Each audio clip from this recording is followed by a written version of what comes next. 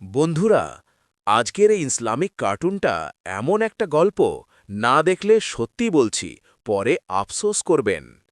আগের পর্বে আমরা দেখেছিলাম একজন আল্লাহর ওলি কিভাবে ভাঙা ঘর ঠিক করেছিলেন আর কিভাবে ভাঙা মানুষগুলোকে সত্যের পথে ফিরিয়ে এনেছিলেন। আর আজকের পর্বে জানব এই মহান মানুষের জীবন থেকে আমরা কি শিক্ষা নিতে পারি। তাই ভাই, ভিডিওটা শেষ না দেখে কোথাও যাবেন না। তার কেরামত দেখে কত মানুষ মুসলমান হয়েছে। যেই ঘরটা পুড়ে গিয়েছিল, শুধু দোয়ার সাথে সাথেই ঘরটা ঠিক হয়ে গেল। এটাই তো আল্লাহর অলিদের কেরামত। সবকিছু হয় আল্লাহর হুকুমে। অলিরা শুধু ওসিলা। অনেক মানুষ সত্যের পথে আসছে, আবার কিছু মানুষ দুশ্চিন্তায় পড়ছে, ভালো চোখে দেখছে না। ওই যে অলি যাচ্ছে, আবার কোনো ঝামেলা বাঁধাবে নাকি? চোখে চামড়া দেখাচ্ছে, কেন যে এমন করে? যত সব গ্রামের শান্তি নষ্ট করে। কিছু একটা করতে হবে এর। আমার তো ওকে দেখলেই রাগ হয়, মনে হয় শেষ করে দিই। তার কথা শুনে, তার কেরামত দেখে কত মানুষ মুসলমান হয়ে যাচ্ছে। ওর কথায় মানুষ প্রভাবিত হচ্ছে। এই সব কেরামত দেখিয়ে মানুষের মাথা ঘুরিয়ে দিচ্ছে। ওর কথা মানুষ মন দিয়ে শুনছে, তার কেরামত চারদিকে ছড়িয়ে পড়ছে। এই সব দেখিয়ে মানুষের মাথা ঘুরিয়ে দিচ্ছে।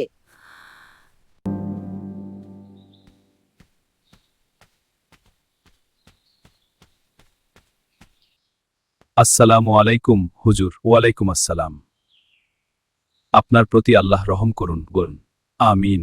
আল্লাহ তোমাকেও রহম করুন।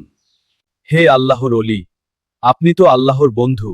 আপনার চেহারাতেই নূরের ছাপ দেখা যায়। আপনাকে দেখে আমার অন্তর কেঁপে ওঠে সম্মানে। আল্লাহ আপনাকে কবুল করেছেন, এটাই আমার বিশ্বাস। আমাকে একটু নসিহত করুন, যেন আমি সঠিক পথে চলতে পারি, দুনিয়ার মোহে হারিয়ে না যাই। আর আমার জন্য একটু দোয়া করবেন, আল্লাহ যেন আমাকে সঠিকভাবে চলার তৌফিক দেন। ভাই, দুনিয়াতে চলতে অনেক কিছু করতে হয়, কিন্তু একটা কথা সবসময় মনে রাখবে, এই দুনিয়ায় আমাদের কেউ আপন নয়, একমাত্র আল্লাহ রাসূল সাল্লাল্লাহু আলাইহি ওয়াসাল্লাম এনি আমাদের আপন। যেখানেই থাকবে আল্লাহর ভয় ও বিশ্বাস নিয়ে চলবে, রাসূল সাল্লাল্লাহু আলাইহি ওয়াসাল্লামের সুন্নত আর মহব্বত আঁকড়ে ধরবে। বিশেষ করে এটা মনে রাখবে, আল্লাহ ছাড়া কেউ নেই। গুনাহ হলে সঙ্গে সঙ্গে তওবা করবে। জি উস্তাদ, আল্লাহের দিকে ফিরে আসবে আর নামাজ পড়বে এমন ভাবে। কেমন ভাবে উস্তাদ? যেন আল্লাহ তোমাকে দেখছেন, ইনশাআল্লাহ। ভাই, মানুষের চোখে বড় হওয়া কিছু না, আল্লাহের চোখে বড় হওয়াটাই আসল। যে আল্লাহকে ভয় করে, আল্লাহ তার জন্য পথ খুলে দেন। দুনিয়া তোমাকে ডাকবে, কিন্তু মনে রেখো, ডাকে সাড়া দেবে না। নামাজ এমন ভাবে পড়বে যেন এটাই তোমার শেষ নামাজ। মানুষ দেখছে কি না সেটা না, আল্লাহ দেখছেন, এটাই ভেবে চলবে। গুনাহ হলে লজ্জা পাবে না, লজ্জা পাবে তওবা না করলে। রাসূল সাল্লাল্লাহু আলাইহি ওয়াসাল্লামের সুন্নত ধরো, এটাই তোমার জীবনের আলো। তাই অহংকার মানুষকে ডোবায়, আর বিনয় মানুষকে আল্লাহর কাছে নেয়। সবাই ছেড়ে গেলেও ভয় পেও না, আল্লাহ কখনো ছেড়ে যান না। সবশেষে একটা কথাই বলি, আল্লাহর দিকে ফিরে আসাই সবচেয়ে বড় সাফল্য। আসসালামু আলাইকুম।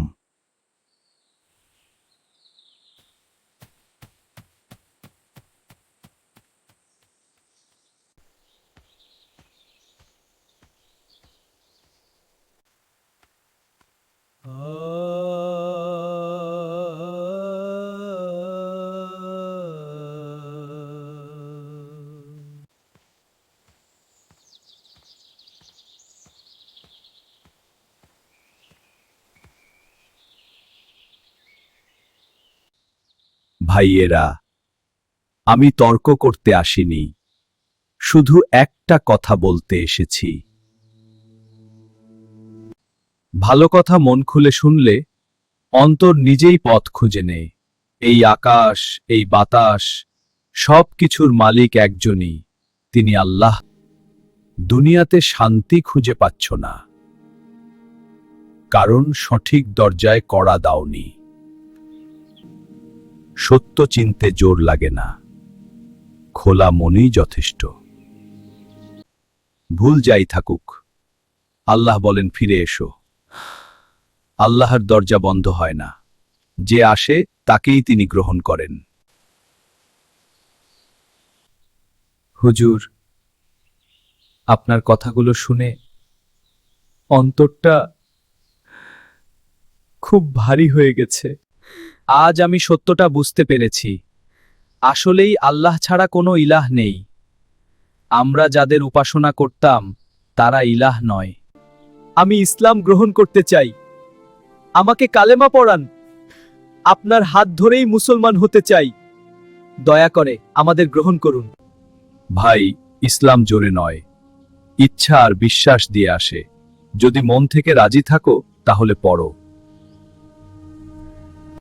আশহাদু আল্লা ইলাহা ইল্লাল্লাহ ওয়া আশহাদু আন্না মুহাম্মাদুর রাসূলুল্লাহ।